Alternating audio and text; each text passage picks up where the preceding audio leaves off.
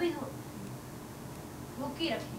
अब ये जो बार बार इसको थॉट्स आ रहे हैं कि चादर गंदी है, और जबकि चादर पूरी साफ है, लेकिन इसको थॉट्स आ रहे हैं कि चादर गंदी है, ये इसका हो गया ऑब्सेसिव बिहेवियर, कि अपने थॉट्स को बार बार रोक नहीं पा रही कि ये समझने से कि ये चादर गंदी है। एक बार क्या पता साफ हो, सब चीज दोबारा धूल इतनी हो रही।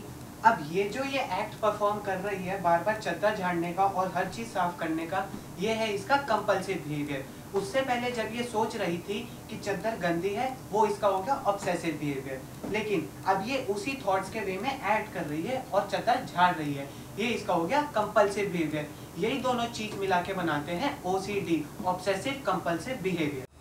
हेलो एवरीवन, आई एम गर्व और आज हम शुरू करने वाले हैं क्लास 12 साइकोलॉजी के बहुत ही इंपॉर्टेंट टॉपिक ओसीडी से।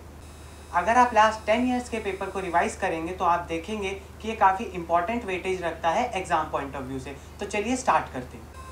क्या आप लोगों ने कभी लोगों को देखा है कि लोग बार बार अपने हैंड वॉश करते रहते हैं, या बार बार किसी चीज़ को टच करते रहते हैं, या बार बार किसी चीज़ को काउंट करते रहते हैं? ये सारी चीज़ें अगर किसी पर्सन कोई सफ़र कर रहा है इन चीज़ों से, तो हम उसको ओसीडी कह देते हैं। अब ये ओसीडी कैसे है, इन चीज़ों से ओसीडी कैसे रिलेटेड है, आइए वो जानते हैं। अब एनसीईआरटी में सबसे पहली लाइन ओसीडी के बारे में क्या लिखी है कि ओसीडी क्या होता है? OCD is the person who is unable to control their preoccupation regarding some specific ideas. मतलब वो अपने प्री ऑक्यूपेशन जो हैं उसे कंट्रोल नहीं कर पा रहा है बार बार अपने दिमाग में आने से। अब प्री ऑक्यूपेशन का क्या मतलब हुआ कि मतलब कोई एक आइडिया है, जैसे हैंड वॉश का ले लेते हैं हम।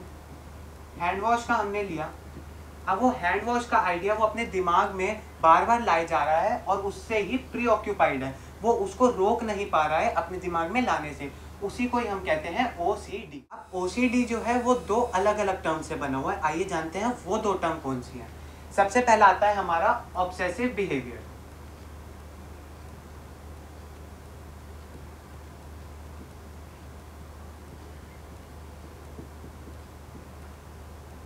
अब ये ऑब्सेसिव बिहेवियर क्या है? ऑब्सेसिव बिहेवियर मतलब जो हमारे आइडियाज हैं वो हम अपने दिमाग में लाने से रोक नहीं पा रहे हैं। We are unable to control और ideas to coming in our mind. मतलब जो भी हमारे आइडियाज हैं, जैसे हमने हैंड वॉश का एग्जांपल लिया, हम उसको रोक नहीं पा रहे हैं हमारे दिमाग में आने से। तो obsession is related to thoughts. मतलब जो ऑब्सेसिव बिहेवियर है वो हमारे थॉट्स का होता है, जो हम थॉट्स अपने दिमाग में लाने से बार बार रोक नहीं पाते हैं, उसे कहते हैं हम ऑब्सेसिव बिहेवियर। अब जैसे एनसीईआरटी में लिखा है ऑब्सेसिव बिहेवियर की डेफिनेशन वो क्या है? Inability to stop thinking about a particular ideas और अ रिगार्डिंग टॉपिक। मतलब हम अपने आइडियाज को बार बार दिमाग में आने से रोक नहीं पाते, हमारी इनएबिलिटी है वो चीज़ कि हम उसको बार बार दिमाग में लाने से रोक नहीं पा रहे हैं, तो उसको कहते हैं हम ऑब्सेसिव बिहेवियर। ये हो गई हमारी फर्स्ट टर्म। अब दूसरी टर्म के बारे में पढ़ें। अब हमने फर्स्ट टर्म के बारे में पढ़ा जो थी ऑब्सेसिव बिहेवियर। अब हम दूसरी टर्म के बारे में पढ़ेंगे जो है कंपल्सिव बिहेवियर।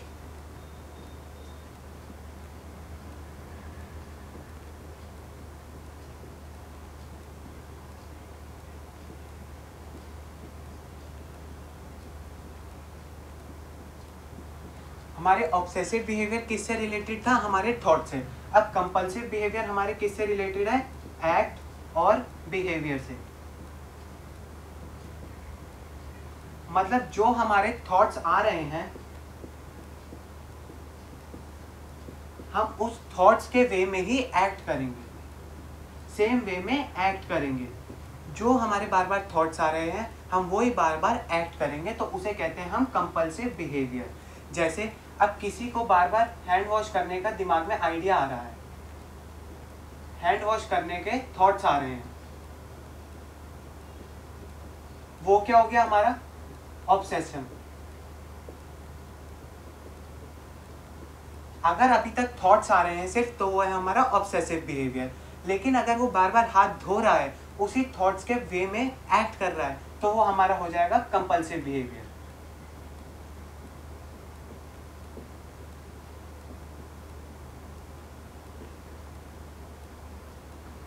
हमने क्या जाना कि हैंड वॉश के अगर सिर्फ थॉट्स आ रहे हैं तो वो होता है ऑब्सेसिव बिहेवियर, मतलब इनएबिलिटी टू स्टॉप थिंकिंग। जो हम थॉट्स आ रहे हैं उसको रोक नहीं पा रहे तो वो हो गया ऑब्सेसिव बिहेवियर। अब इनएबिलिटी टू कंट्रोल बिहेवियर वो हो जाता है कंपल्सिव बिहेवियर, मतलब हम उस थॉट्स को तो रोक नहीं पाए तो वो हो गया ऑब्सेसिव, और अगर हम एक्ट करने से भी नहीं रोक पाए तो वो होता है हमारा कंपल्सिव बिहेवियर। ये दो टर्म ऑब्सेसिव बिहेवियर और कंपल्सिव बिहेवियर मिला के बनाते हैं OCD। अब हम कुछ कंपल्सिव बिहेवियर का एग्जाम्पल लेंगे, जैसे हैंड वॉश, टचिंग, वॉशिंग। अब हैंड वॉश का अगर सिर्फ थॉट्स आ रहा है तो वो किस में हो जाएगा, ऑब्सेसिव बिहेवियर में। लेकिन अगर हम सच में हाथ धोने लग रहे हैं उसी थॉट्स को लेके तो वो हो जाता है हमारा कंपल्सिव बिहेवियर। अब ऐसे ही टचिंग में अगर बार बार किसी चीज को टच कर रहे हैं और उसके थॉट्स आ रहे हैं कि हमें उसे छूना है,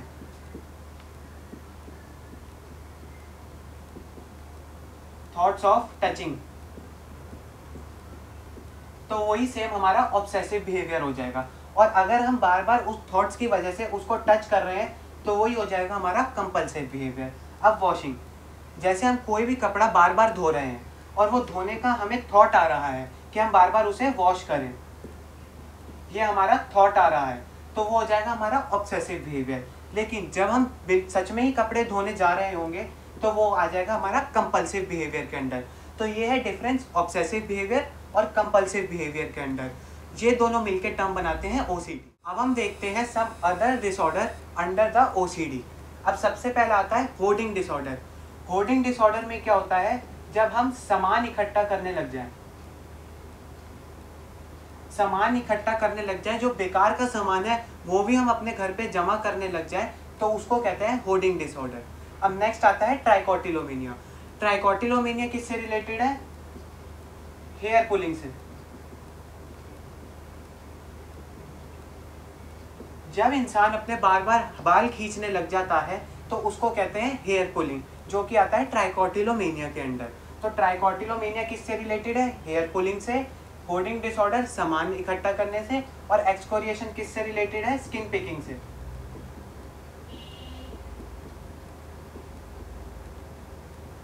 जब इंसान बार बार अपनी ही स्किन खींचने लग जाए, और ऐसा होता है इस एक्सकोरिएशन में कि इंसान बार बार अपनी स्किन खींचता है जिसकी वजह से उस पर स्पॉट्स आ जाते हैं, और वो स्पॉट्स की वजह से शेमफुल भी फील करता है, लेकिन वो उन थॉट्स को रोक नहीं पाता है। अब जो थॉट्स आ रहे हैं स्किन पिकिंग के, वो क्या है, उसका ऑब्सेसिव बिहेवियर। अब जब वो स्किन पिक कर रहा है अपनी तो वो क्या हो गया, उसका कंपल्सिव बिहेवियर। ये थे OCD के अंदर 3 कैटेगरीज जो कि OCD के अंदर अदर डिसऑर्डर्स में आते हैं। आज हमने जाना OCD के बारे में।